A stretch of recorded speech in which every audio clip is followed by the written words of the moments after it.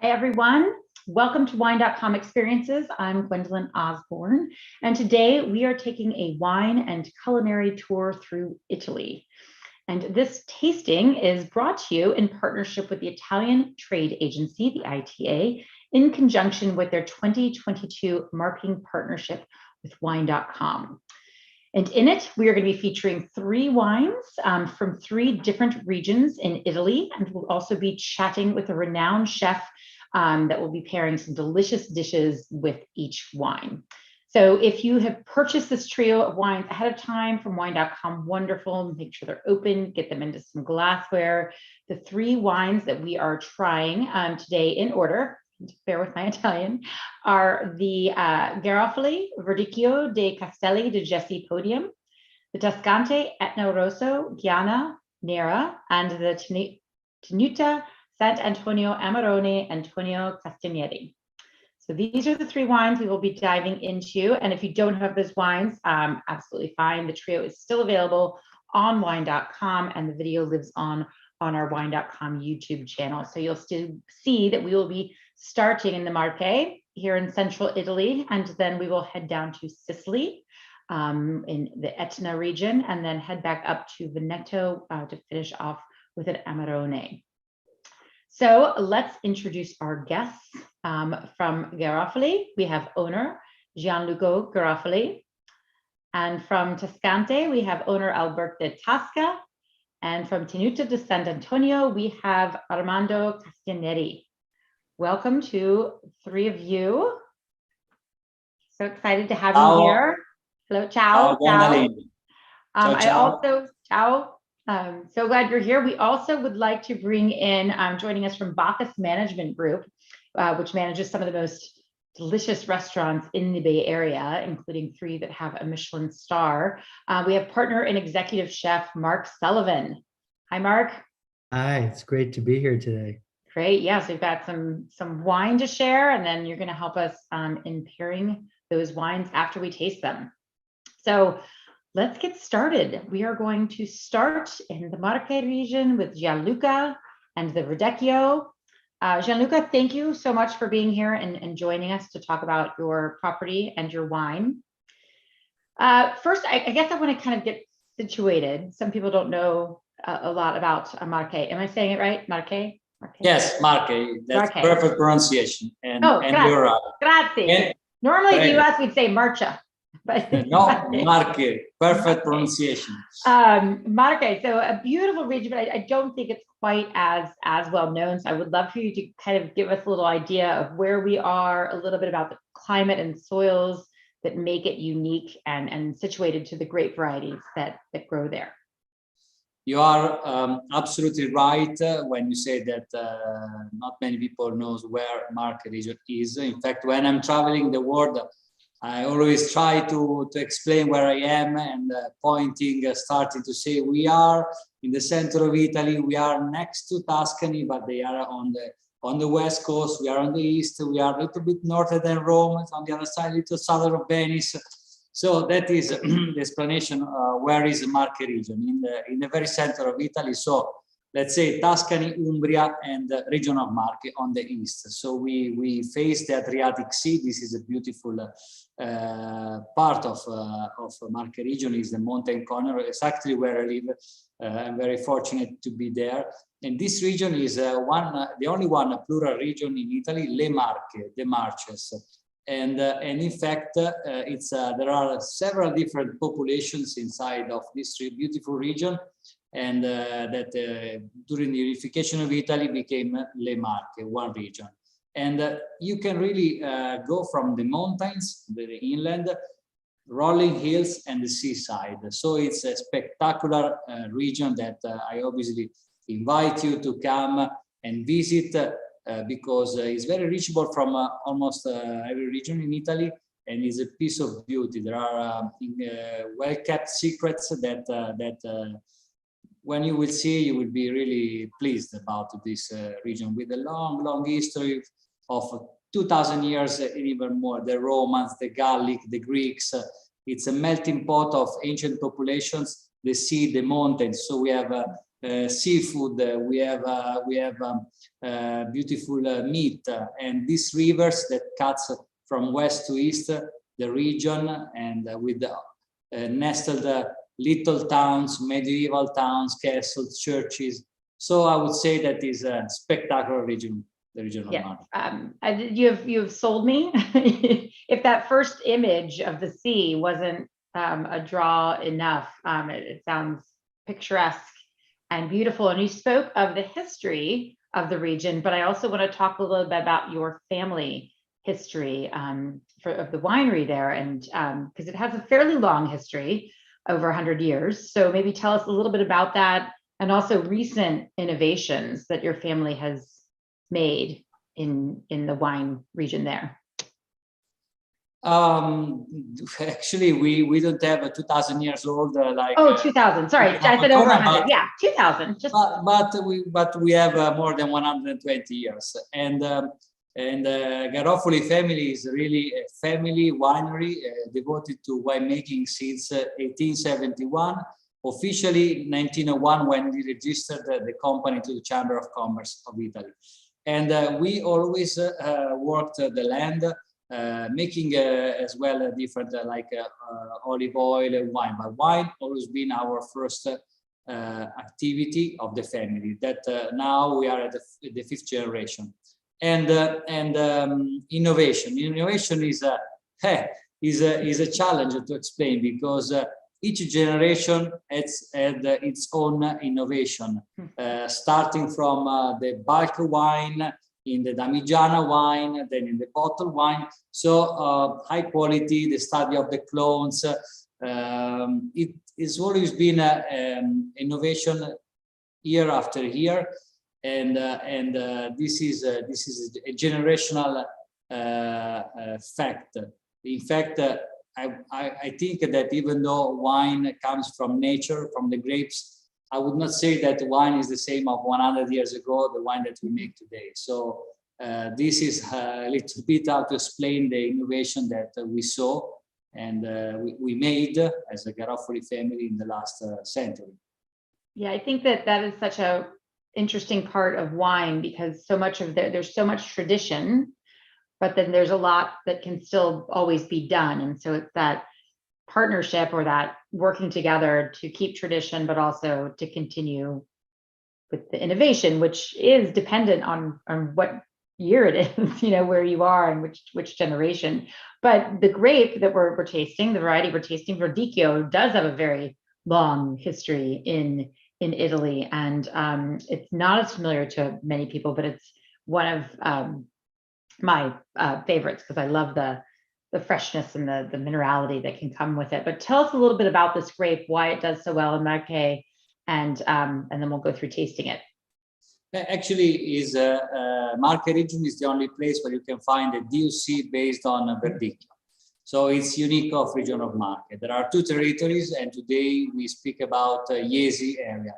Jesi is a very historical town, and there is this valley following the Esino River. We are in the northbound of the leftbound in Monte Carotto, that is quite high compared to the average, so we reach about the 400 meters. And this is the classical area is a stunning area. It's just perfection for growing Verdicchio. In the past, was made to be a high productive grapes, clones, to make an easy drinking Verdicchio.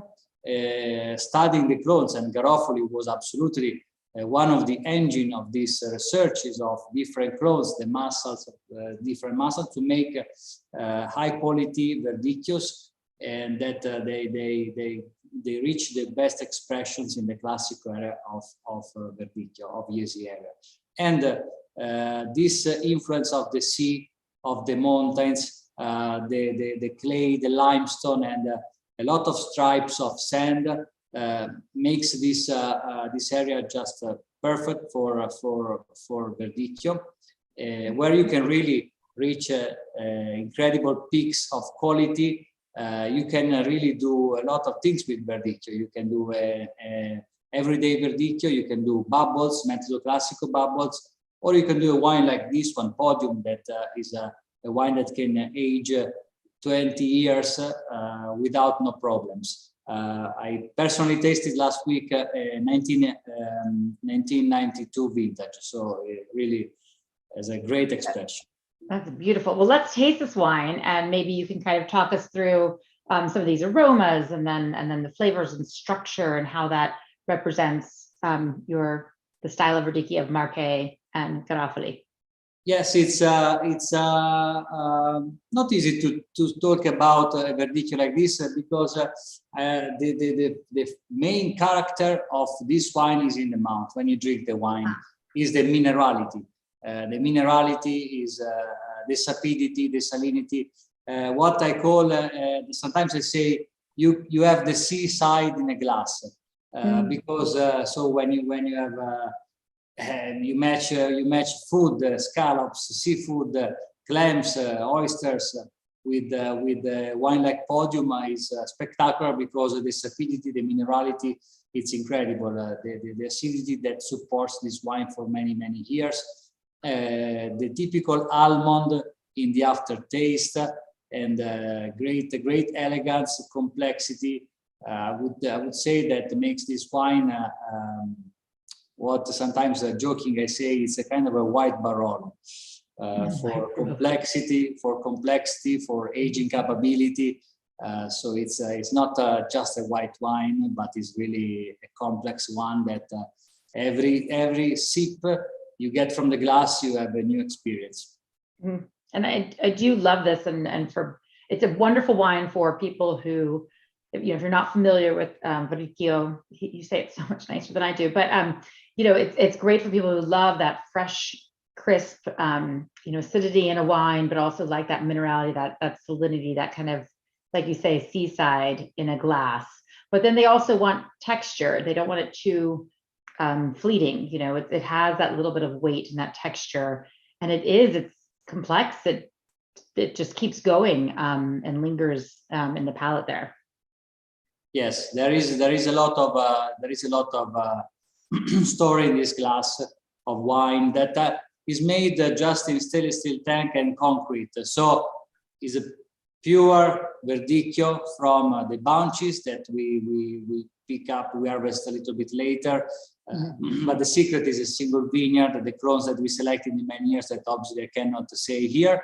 And the concrete, the underground concrete beds that makes a difference with the Liscon that makes this wine incredibly complex, creamy, and very pleasant as well, because it's very pleasant. So I think that when in a white wine you match complexity and being pleasant, I think it's a great combination without any use of wood. So it's a pure Verdicchio and a pure expression of the soil and the air. It's absolutely beautiful and makes it perfect for food. So thank you, Gianluca. We're going to talk to Mark now about pairing this. So you have chosen to pair a scallop crudo with red Albion, some white seascape strawberries, pickled radish, and espelette. So tell us a little bit about this dish, the ingredients that go in it, how it works so well with the wine. Yeah, so I'd like to first say that I got an opportunity to taste this wine, and it's very special.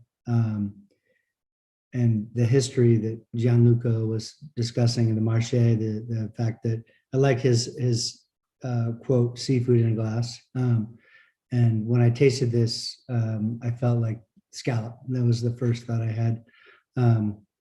So we did a really beautiful scallop, and that I feel pairs well with this. And so it's like, I would just want to show you what we did here. And so this is coming from, this is a dish that you can actually get in San Francisco at a restaurant called Spruce. We do variations with this. It's an interesting combination that we add a little bit of strawberry that I think pairs really nicely with the kind of freshness, clean, tangy.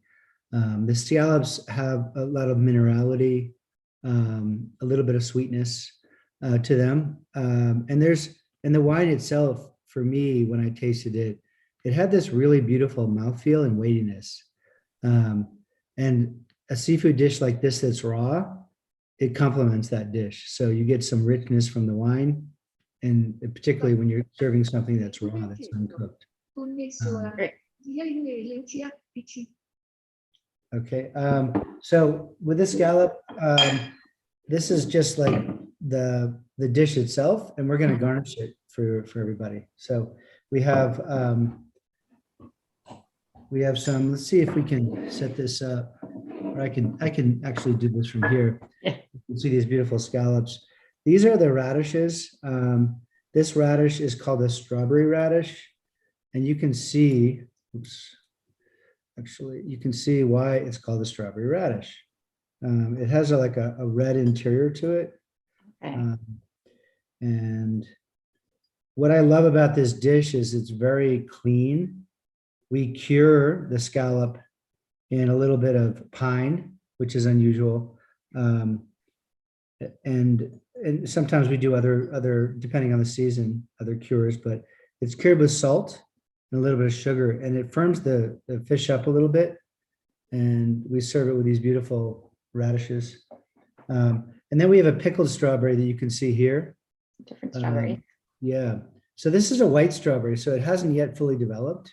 And I think that the idea with this is, especially with this wine, is it's got that freshness and a little bit of the tanginess, and so it kind of brings that out in the wine.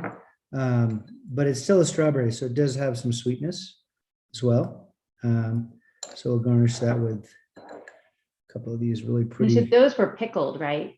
They are pickled. We pickle them in Meyer lemon juice, Oh, nice. and a little bit of yuzu, which is an Asian citrus fruit. And then I have these really special strawberries from a farmer that we use at the restaurant at Spruce in San Francisco. Sorry, turnips. So that little bit of turnip. So we blanch it quickly, but you can see how delicate that is. Mhm. It's very sweet, although it's a turnip because it's young. And we garnish this with these little turnips here. And then finally, to finish the dish, we have this really let's see if we can get a picture of this. Vinaigrette. But you'll see it, this vinaigrette. So it has strawberries, a little bit of Espelette pepper, some Meyer lemon, a little bit of olive oil. It's very clean and simple. Again, marrying nicely with that wine. So let me spoon some of that on here. And it just adds a little brightness to it. And there's a little diced strawberry in here. So this is a first course at the restaurant, and we do change the fish. Like during the summer, sometimes we use wild king salmon. Nice. But if you can see that, It's just so pretty, the colors, and it just, yeah, it looks like springy colors, and it makes me want to drink this wine with it. yeah. So I mean that's the dish, and I feel like, and having tasted that, I feel like that'll pair really nicely with, or any kind of raw fish would be nice with this one. Yeah, crudo. That's what Gianluca had just said. He mentioned scallops or clams or something like that. When you're having something that tastes like seaside, matching it with seafood is a wonderful way to go. So thank you so much for sharing that. It looks delicious, and it looks easier than I imagine it is, but looks fantastic. There's a simplicity to it, but there's a simplicity, but just some very wonderful involved. flavors. All I'm sure that just mesh so well together. So thank you, Mark. Okay. The next wine that we are tasting, we are headed down to Sicily. It's the Toscante Nerello Mascalese Chiaia Nera from Sicily with Alberto. I think I didn't do too poorly on that long pronunciation. But here we are going down to Sicily, and if people can see this label, what I learned is that Toscante is Tasca with Etna backwards together, which is why your letters are backwards on the label, right? Right. I thought that was just a fantastic foundation for a label and a winery. So it looks great. Let's talk a little bit about Sicily, and especially the Etna region, because it's named for Mount Etna, which is a volcano. And so tell us a little bit of what makes this region so unique. I love the wines from here. So, ciao Gwendolyn, ciao a tutti, virtually welcome in Sicily. Hope to see you physically soon as possible. Yes, Sicily. Sicily is in the heart of the Mediterranean Sea. It's a small island, but it's a big continent of diversity. Just for its history, Sicily has been dominated by 15 different populations, and each of them brought to us a lot of different culture in terms of food, architectural, philosophy, religions. So it's a mess of diversity. And so hope you, but this is all around Italy, you can find such as diversity. And what happened in Sicily, that you find totally different kind of soil and territory. So don't imagine at all a flat island, but it just come to visit and discover a treasure island of this kind of diversity. So things that we have a lot of different kind of microclimate territory, from the active volcano in Etna, where we'll be in a few minutes, up to the small highlands all around the highlands. And then in the center, the mainland is full of hills. The viticulture in Sicily, about 75% is coming from hills and mountains, so it's not at all flat, as I mentioned before. And even the climate is totally different between a place to another place, and that's make it quite special. If you combine it with around more than 50 indigenous grape varieties, you can imagine how complex it is. So just relax with the diversity and the complexity and enjoying it. And then yes, Etna is something that is really special. Special is an active volcan. The soil, so it's totally volcanic, but the volcan has a long history. So each eruption has a different impact even to the soil. So and that's why what is going on in Etna is so special, because if you make vinification from a vineyard to another one that are really close, you have around even 20,000 years of difference of maturation of the soils, and that impact into the wine. So you feel that you are in Etna, but you can feel the diversity between a vineyard to the other one. And we mentioned them, each eruption and each place contrade. So in Etna, you can find more than 100 contrade that taste different, a bit different. So that makes it so special. And it sounds like it's also somewhere that you are constantly learning as you're tasting grapes from different vineyards, what kind of personality and characteristics they offer for the wine. And that's true. That's why you don't have to put too much ego inside, but just try to go in subtraction, try to learn from each vineyard. And what is special is the combination between the Nerello Mascalese, that is the grape varieties that we use for Etna Red. Sometimes it's combined with Nerello Cappuccio. In our cases, we work 100% with Nerello Mascalese.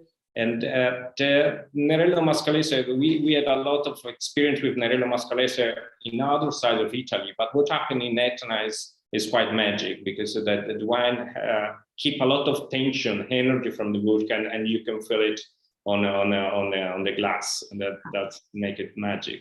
And so what led your family to Sicily to make wine? Because it's been about 15 years or so since you founded the winery there?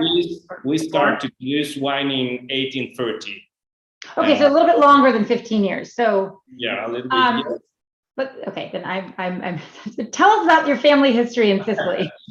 Yes, so we started in 1830 in the heart of Sicily, right in the center, in an estate that is called Tenuta Regaliali. And then from that, now we have the 8th generation that is taking care about the wine. So we own and take care about 5 different estates around Sicily. And each of the state has its own different attitude, and that's made special. So that happened in 2001. So first of all, we were just in the heart of Sicily, and then we decided to jump over other places, just because of that, because people thought that Sicily was quite flat. They used to taste Nero d'Avola and they thought that Nero d'Avola was the same from everywhere, but it's not. So we start to choose place with a spatial aptitude, spatial combination between soil and varieties, and try to make it happen and enjoying it. I love the geography of wine. So I love wines when wines can tell you who they are, where they come from, how old are they, and where are they going. It's like they're having a conversation with you. It's beautiful. We love that sense of place, which I think many wines in Italy do, but each obviously has their own story. So well, let's taste this wine. It's so light in color. I love this. But taste this wine and kind of tell us how this represents, the kind of how it reflects Nerello Mascalese and Nerello Mascalese and so if you see the color, it's quite light, and then if you taste it and you start with the nose, you can feel the aroma, and then if you are familiar with Etna, you are immediately there. And the nice thing is when you start to taste it and you start to drink it, and then you can feel from that light color, you imagine to feel that something that is really light. But if you feel the tension and the vibration that this wine has, and there is some really strong tannins that is really difficult to manage. And that's the key of Etna. And so Nerello Mascalese is really light color. You cannot extract a lot of color from the skin, but at the same time, you can feel a lot of energy. It's a crispy wine. It's a gastronomic wine at all. It's more than as an aperitif. It's paired with food, in my opinion, very well. And this kind of tension that he has make it really complex and long, even at the end of the palate. And I just the nose too is kind of like a field of wild raspberries and strawberries, but there's also just lots of underlying aromatics that come through as well. Exactly, I think the nice things of Etna is that when you think about the southern part of the world in general, and Sicily especially, you expect really full body wine and over ripeness wine, and Etna show the difference that we have in Sicily, that diversity of different places. So it's to show like what is totally the work that we need to do in a special place and try to extract from the place what the place can give to you. And I love that word that you use, tension, because it kind of is that. I mean, it's got wonderful acidity. It's got this wonderful food acidity, but then also tension and the layers of flavor. It must be like the layers of soil. It's the layers of everything coming through.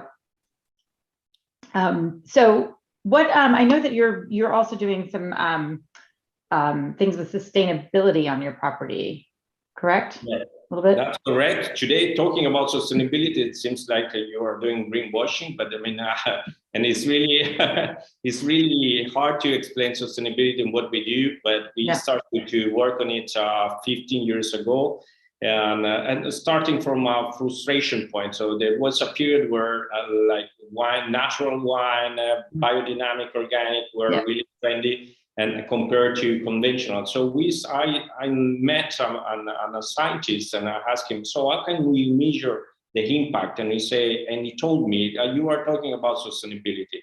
Then from that period, that was 15 years ago, I think what I learned today, just to make it short, is that sustainability is a method of work that is totally different compared to the past. That is, that needs multidisciplinary approach. So you have to analyze what you do and the impact of everything. It's not just for your core business or what you do, and not just for the vineyards, but in entire impact. And you learn every day. So I think it's a really good space for new hope and new opportunity, because inside that you learn every time.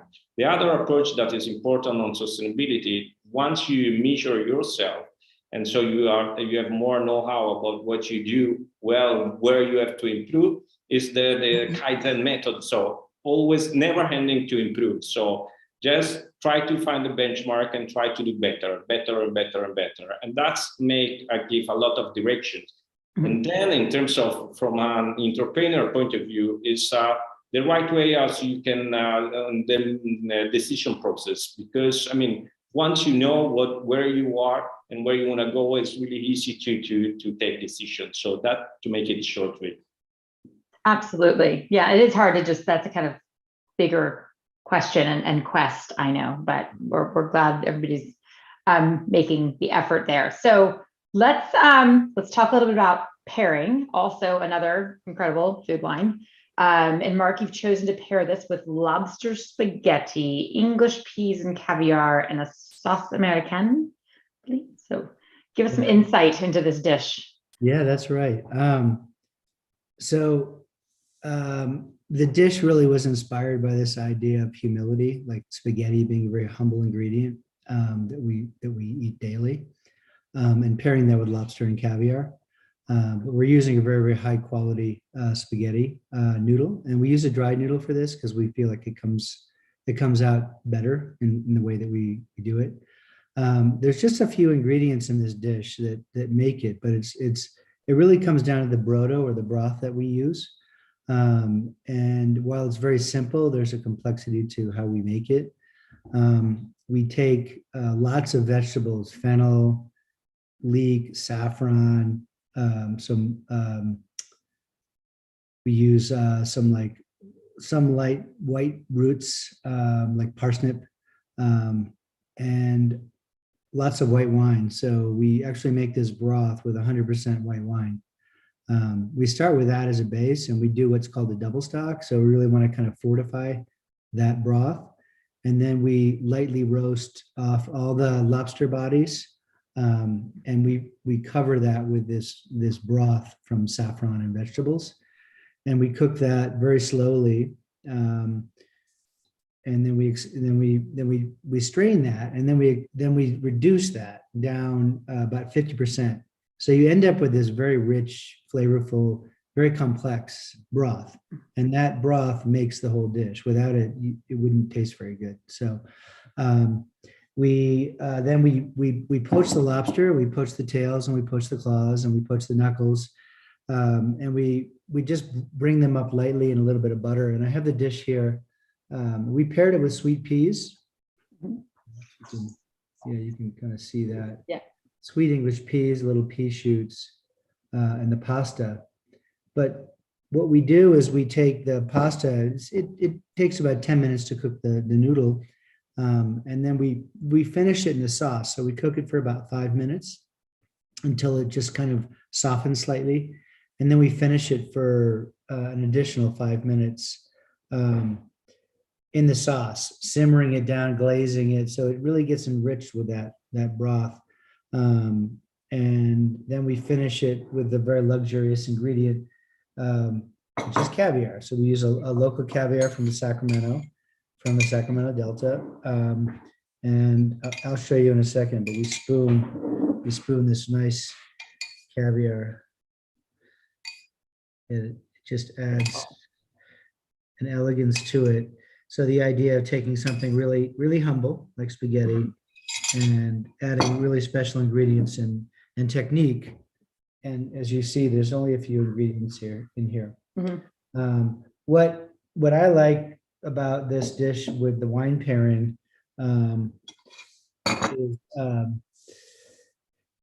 is the matching the complexity of that sauce. I've always loved Sicilian wines, actually, for a long time. And I remember when they were less expensive. And I would buy them a case at a time. As a chef, they're just really special wines that really show a terroir that's unique to Sicily. What works here is lobster is the lobster is a very kind of rich crustacean, and we finish it with some butter and some creme fraiche. And so this wine can stand up to that richness. It does. The wine has like a nice smoke, a little chew. And I love that color. Like whenever I see that color come out of the glass, I kind of have a moment where I'm like, oh, this is going to be good. because I love that, like sort of like that soft color that you see. And when you put that wine to your nose, like you almost don't want to drink it. Like I just kind of want to hold it there and just like smell it all day long. It is one of those pretty wines that Yeah, say so much. it's elegant, but it also has this complexity, and it's got some tannin to it as well that can hold up to the dish. So I was personally excited to taste it and know that we're going to be pairing it with this lobster. Yeah. I think it looks fantastic. And I love, again, I would call this elegant tension. He was saying the tension, the elegance, there's something about it, but there's enough there to hold on to that dish. And they both have this kind of simplicity, but also the elegance and the complexity. So it's that wonderful pairing of those. So that's delicious. I'm starting to get hungry. So thank you, Mark, for sharing that. We are going to finish off today with our last wine, the Tenuto Sant'Antonio Amarone Antonio Castinelli. So Armando, tell us a little bit about the foundation of Tenuto Sant'Antonio with your family. Yes, hi everyone. And first, welcome. Hello.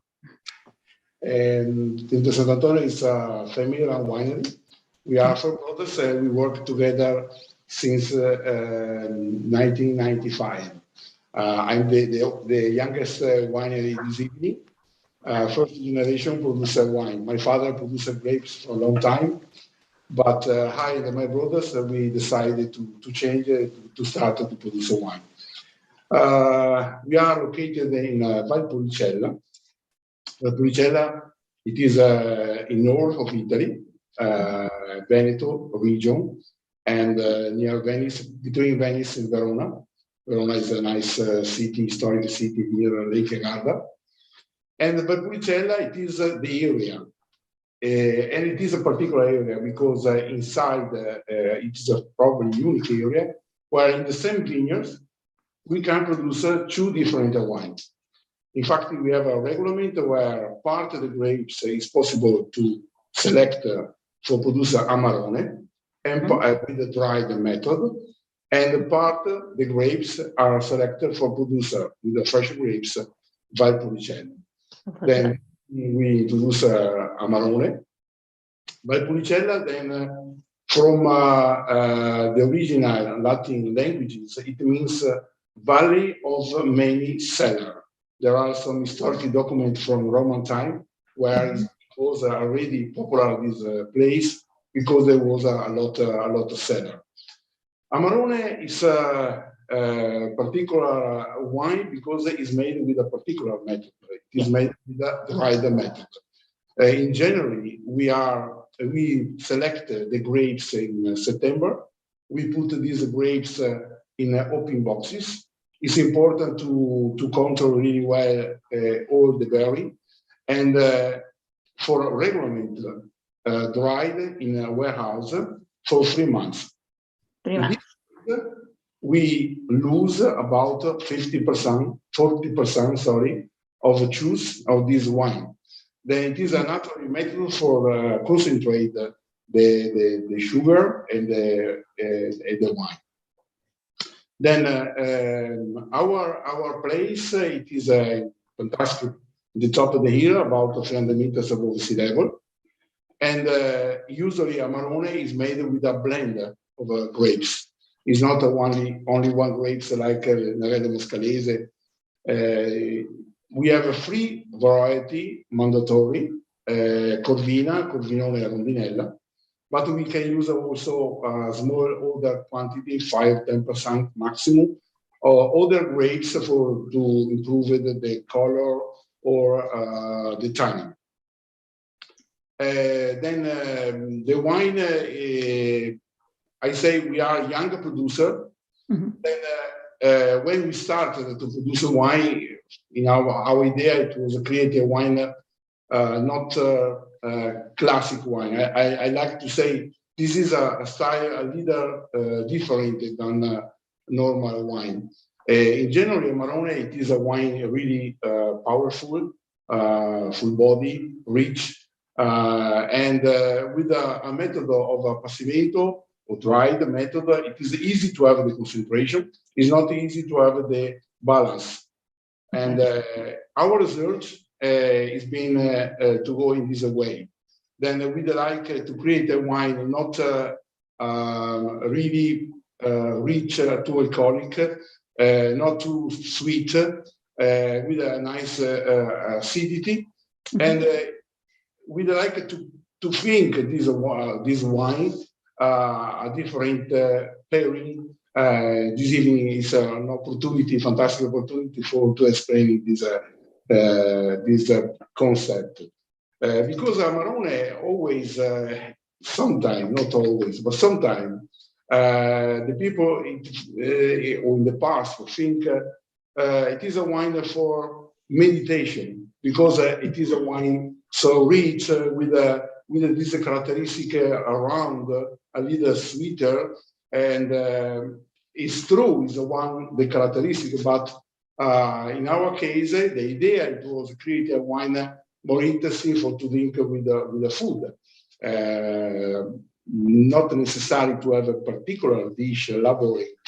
Then maybe, I don't know, meat, beef, game.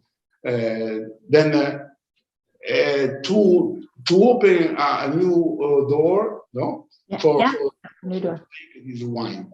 So Amarone, the classic Amarone, we're picking the grapes, they dry on the mats and they lose half of the water so that they're more raisined, and then they're produced, and that makes this more intensity, more concentration. So are you doing anything different in the wine making process to produce a different style or a more elegant? The technique is unique for all the producer, because the technique is select the grapes and put in the box and dried. What is important it is your idea of this wine.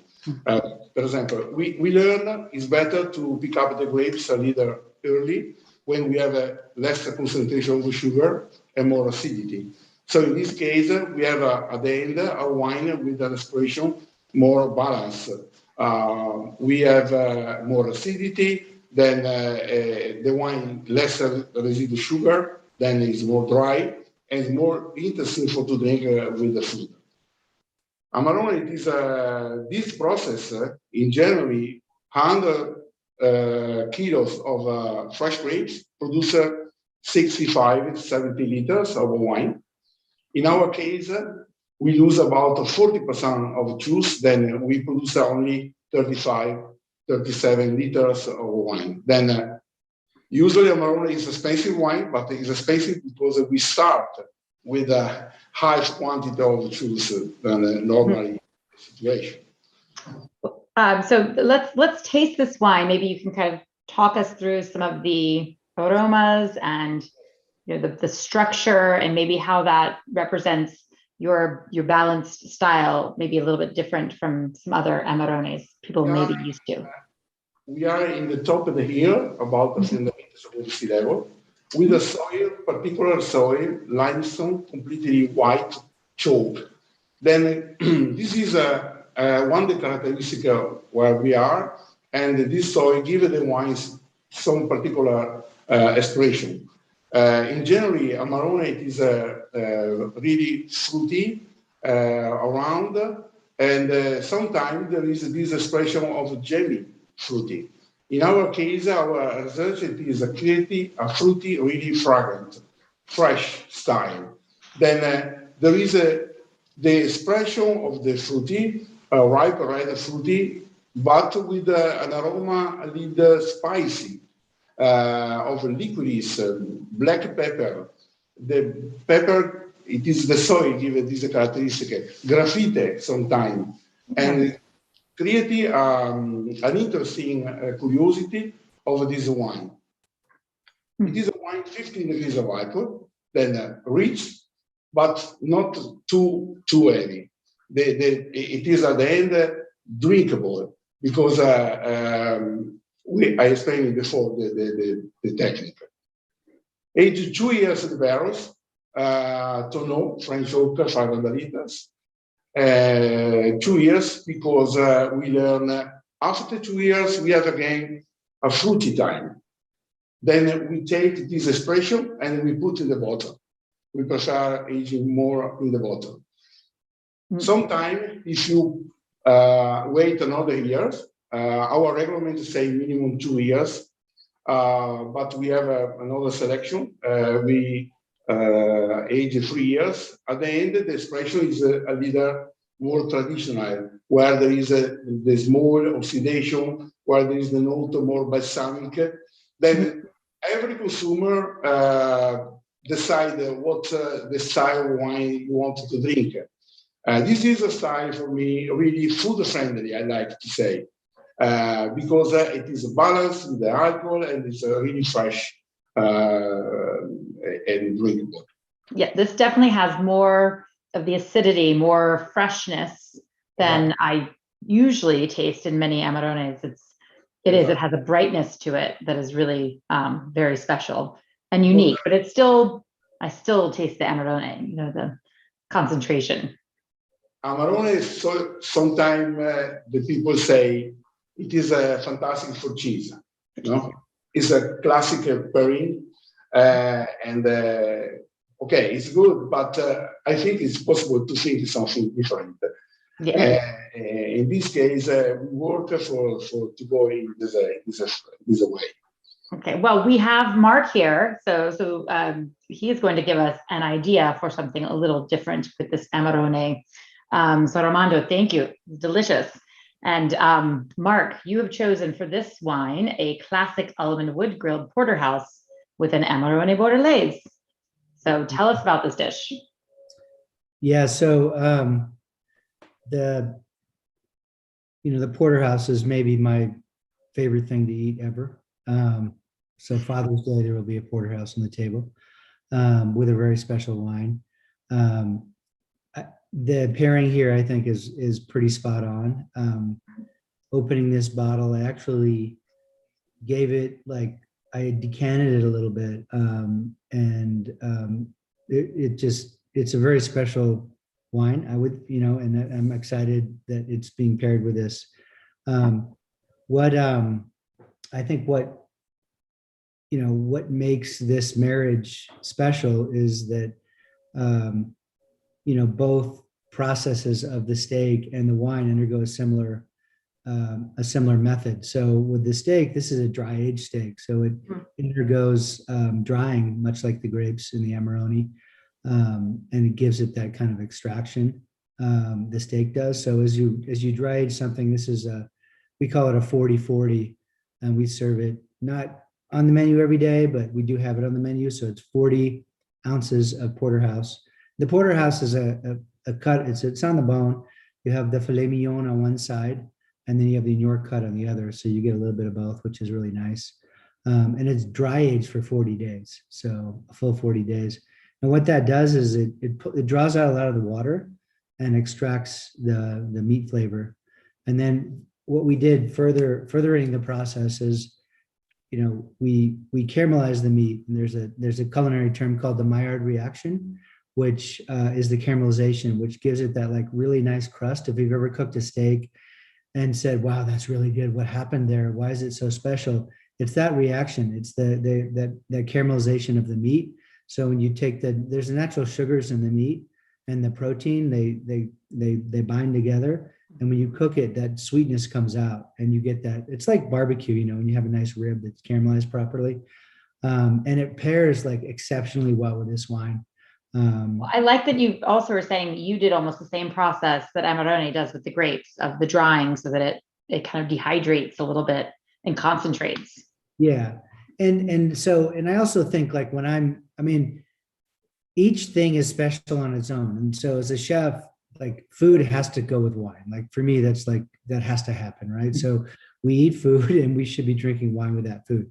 There's other spirits that you can do as well. But when you find something where, and it's difficult really to do this, but where you find something where that individual thing singularly is really special, and the other thing, the food, the wine and the food are both special, but when you put them together and you taste them together, enhances the experience.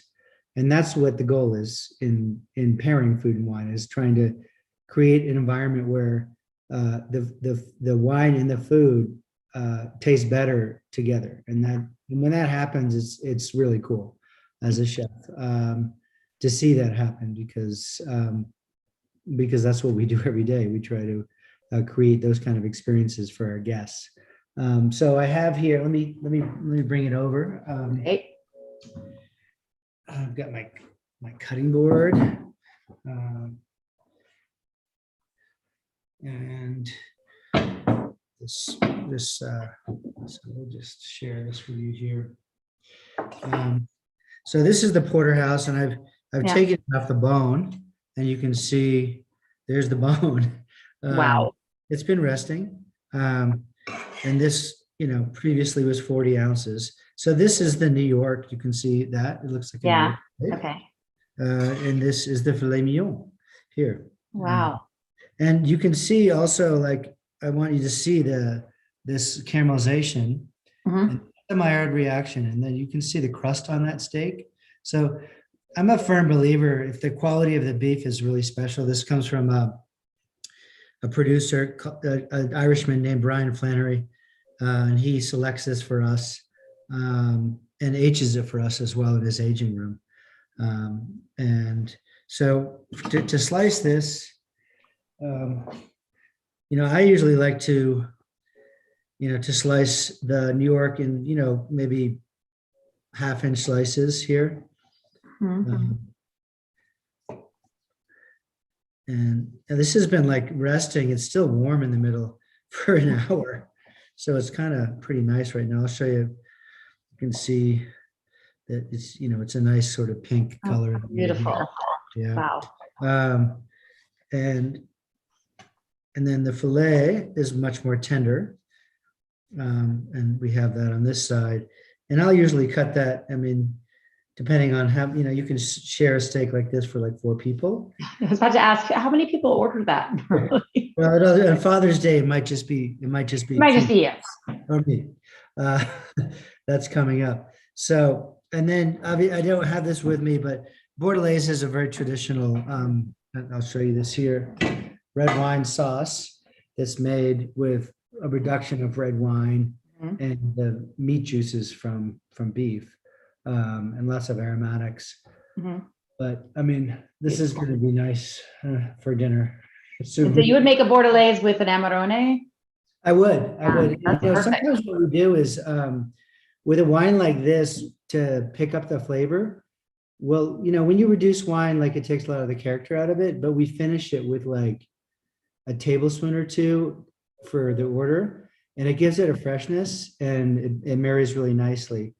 The other thing with this is, like, the black pepper in the wine and the kind of brightness and acidity of this wine will cut nicely through the fat. So that kind of, that's kind of what you're looking for here, because this is really rich and fatty. And there's enough quality in here and balance that will work really nicely with this and actually elevate it. And both things will taste better, I think. Yeah, that looks amazing. So this makes me want to travel through Italy, tasting wines and eating food, or possibly just to hit up Spruce, San Francisco, at some point. So Gianluca and Alberto and Armando, you all have wineries open to receive guests. See? Yes, at all. Yes. Open and ready. Ready. Very welcome. Yes, ready to receive everyone. So please plan a visit to Italy. You will be very thankful for the food and wine that greets you.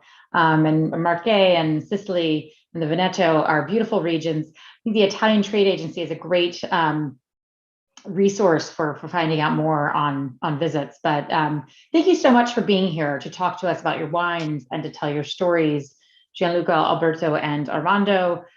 Just really, really beautiful wines that I hope that people will kind of try and introduce themselves to, because they're some of the best quality wines that I've tasted for great value for what they are as well. So Thank you. And they really show the diversity of Italian wines here. And Mark, thank you for sharing these delicious recipes, for making everyone's mouth water, and showing, how to really bring out even more of the flavor and sense of place of these three wines. So really appreciate your time and expertise. So ciao sante, is that what is, how are we saying cheers in Italian? Salute. Salute, that's salute. Salute. Grazie Ciao. a tutti. Ciao. Grazie. Ciao. Extended my time. Thank you again so much. Thank you. Salute. Ciao. Thank you.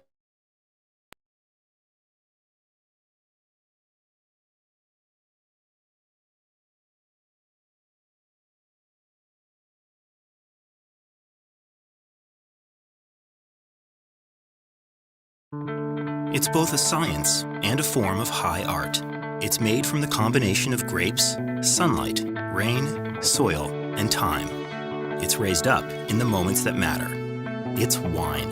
And we are Wine.com. We have the largest wine selection in the world, online sommeliers with free advice, and now our powerful new app puts the entire world of wine in your hands. Wine.com. Seriously passionate about wine. Download our free app today.